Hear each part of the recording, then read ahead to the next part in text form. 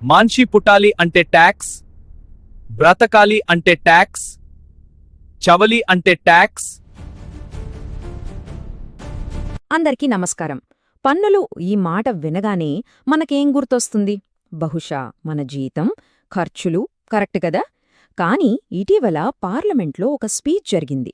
అది పన్నులని పూర్తిగా కొత్త కోణంలో చూపిస్తోంది. అదెలాగంటే, పన్నులు కేవలం డబ్బుకు సంబంధించినవి కాదట. మన జీవితంలో పుట్టుక దగ్గర్నుంచి మరణం వరకు మనతో పాటే ప్రయాణిస్తాయట. ఇంతకీ ఏంటి ఆ ప్రయాణం? ఎలా ఉంటుంది? పదండి ఈ విశ్లేషణలో చూద్దాం. ఆ స్పీచ్ మొదలైందే ఈ ఫేమస్ కోట్తో: ఈ జీవితంలో 2 విషయాలు ఖచ్చితం, ఒకటి మరణం, రెండోది పన్నులు అని. దీని వెనుకున్న వాదన చాలా సింపుల్, ఇంకా చెప్పాలంటే చాలా పవర్ఫుల్. ఏంటంటే, మన భారతదేశంలో పన్నులు అనేవి మనం పుట్టిన క్షణం నుండి చనిపోయేంతవరకు, చనిపోయిన తర్వాత కూడా మనల్ని వదలవట.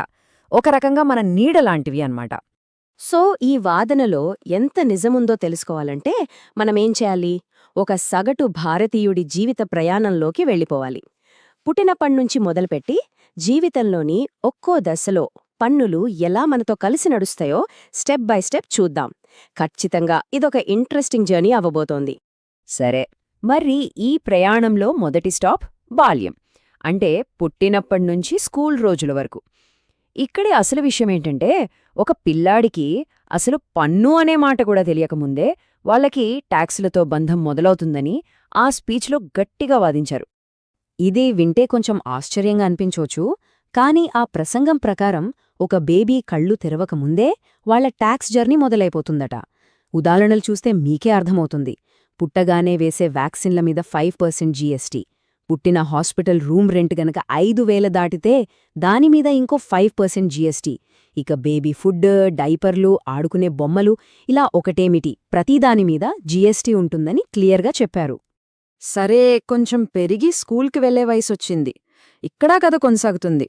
స్కూల్ యూనిఫామ్లు, బ్యాగులు, నోట్బుక్లు, పెన్నులు, పెన్సిళ్లు, ఇలా చదువుకి సంబంధించిన ప్రతి వస్తువుపైన పన్నులుంటాయని ఆ స్పీచ్లో హైలైట్ చేశారు. అది మాత్రమే కాదు, పిల్లల్ని స్పోర్ట్స్ కోచింగ్కో, మ్యూజిక్ క్లాస్కో పంపించినా సరే ఆ సేవల మీద కూడా 18% జీఎస్టీ కట్టాల్సిందేనట. రైట్, బాల్యం, స్కూల్ లైఫ్ అయిపోయింది. ఇక జీవితంలో నెక్స్ట్ స్టేజ్ సంపాదించే వయసు. ఆ ప్రసంగంలో ఈ దశని చాలా ఇంట్రెస్టింగ్గా డైరెక్ట్ ట్యాక్స్ల గోల్డెన్ ఏజ్ అని అన్నారు. ఎందుకంటే ఇక్కడ్నుంచే పన్ను లెక్కలు, బాధ్యతలు అన్నీ చాలా చాలా పెరిగిపోతాయి.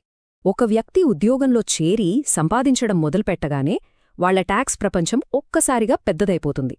ఒకవైపు వాళ్ల జీతం మీద ఇన్కమ్ ట్యాక్స్, మరోవైపు వాళ్లు కొనే ప్రతి వస్తువు, పొందే ప్రతి సర్వీస్ మీద జీఎస్టీ.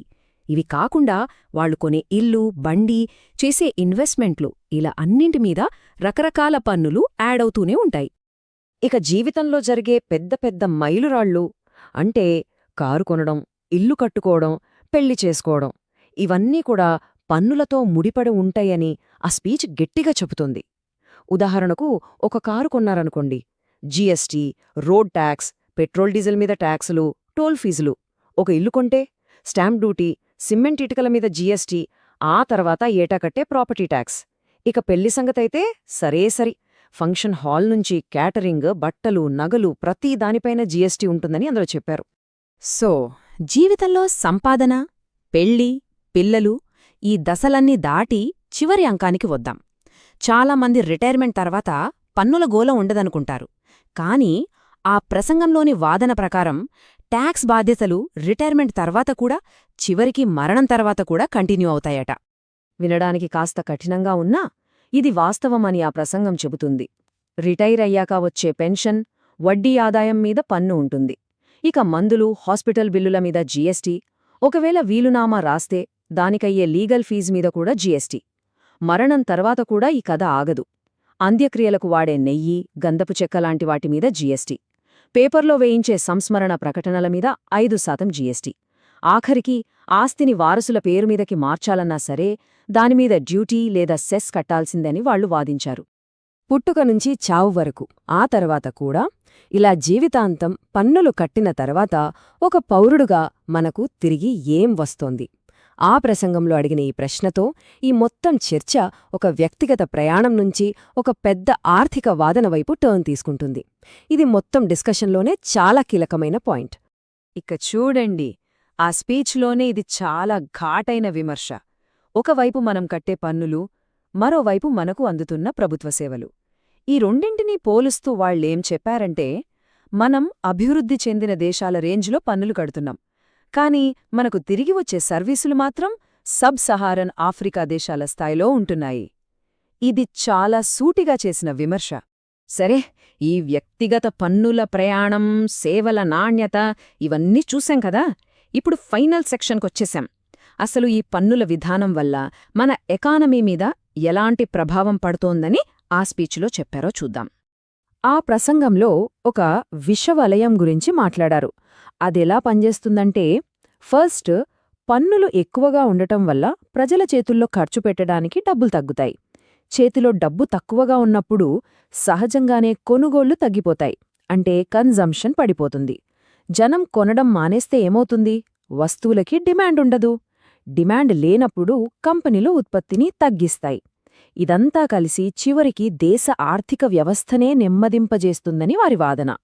ఇక్కడ మరో ముఖ్యమైన పాయింట్ కూడా రేస్ చేశారు. దేశంలో దాదాపు 80 కోట్ల మంది ఉచిత రేషన్ పథకాల మీద ఆధారపడి జీవిస్తున్నారు.